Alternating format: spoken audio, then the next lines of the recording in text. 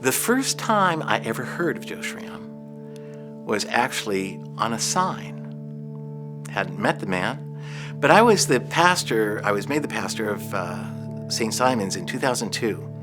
And so, being the inquisitive person I am, I walked around and all of a sudden I see this sign that says Joe Schram Field. And I said, well, there's a story there. There's got to be a story there. The authentic Joe was somebody that was kind of heart, he was humble, and he was always giving. Joe was the first athletic director at St. Simon, and so I met Joe first when I was at St. Simon's. I went to St. Simon's from 1st through 8th grade. And then Joe was not only my athletic director that I knew from 1st grade on, but he was my coach.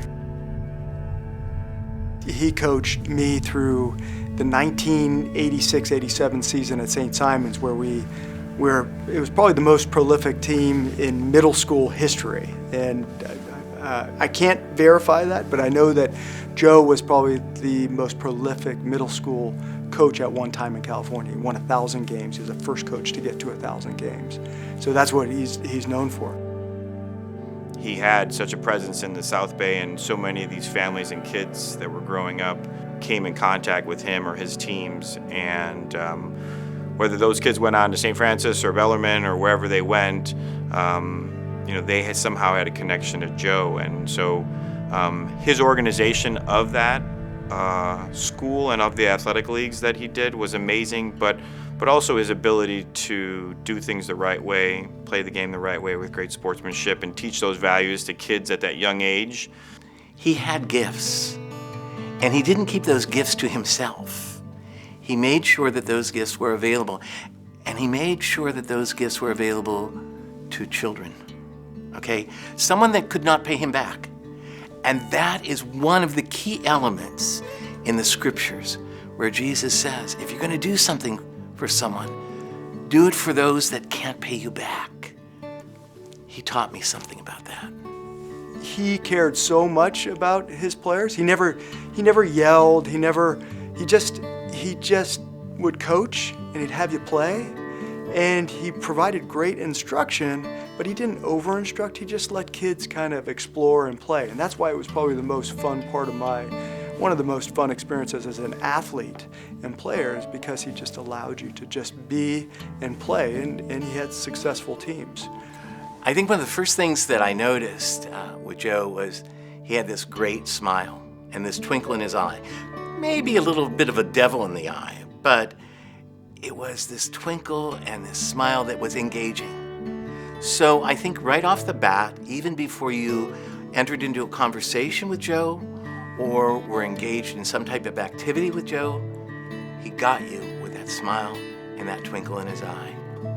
Well, I think one of his greatest traits was that ability. When you spoke to him, you felt like you were the most important person in the room, and I think that kind of hammered home for me when kids would come back to visit our school, and they would go see him right away, right? They'd walk by coaches, they'd walk by teachers they had, and they'd go see Joe, and Joe would give them that one-on-one time, ask them how they're doing, and he would always remember a specific detail about their life that may have seemed small at the time, but he would remember it, and he would bring that back out for them, and I think people really responded to that.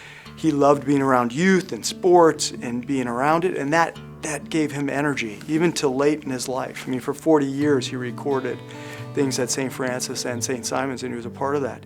Joe worked for the school for about 46 years, I think is our number. Basketball announcing, swimming announcing, school photographer for a long time. So would take the pictures of all the teams on all the different levels. Statisticians for football, statisticians for basketball. Just the historian of St. Francis Athletics. You know, St. Francis High School, but also St. Francis Athletics, just our historian for what we did. He took great pride in all those things and doing it in a first-class way, you know, providing that background for our school so that we had it moving forward. I know in speaking for Angelo or Steve DeMaestri or Tim Houlihan or Steve Filios, we couldn't have done our jobs without him. that work's been divided over multiple people in my office for us to be able to do what Joe did by himself. I appreciate him more and more every day for the work that he did to support our school and support our community.